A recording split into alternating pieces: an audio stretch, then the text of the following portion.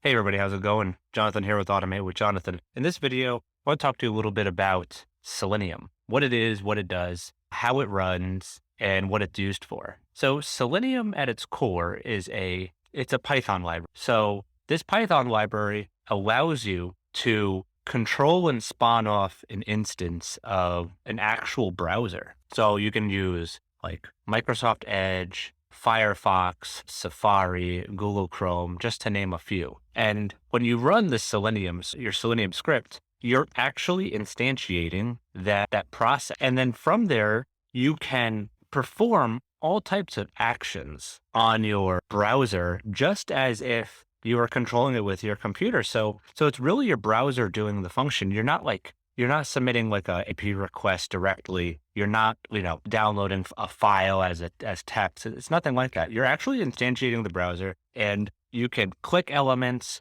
you can select elements, you type, you can resize, you can go back, forward, you can send cookies, you can set cookies, you can delete cookies, all types of browser controls you can do with Selenium. So it's quite powerful. And then once you get deeper into Selenium, it's really about how do you manipulate it? How do you get what you want to do, or get what you want, rather? How do you select the element? How do you loop through these elements? How do you create tests that will help you accomplish, what you're trying to do? Say you want to ensure that, a login function is always available, right? Then you can create a test that every one hour or something like that performs a login. And then you can create tests that do that across all browsers, and you can do comparisons on how things are rendered depending on different browsers or something like that. So you could create a script that takes a screenshot of a specific div every hour and stores it. So it's really up to your imagination what you want to do with Selenium. But what it does do is it allows you to imitate the real use of a browser. So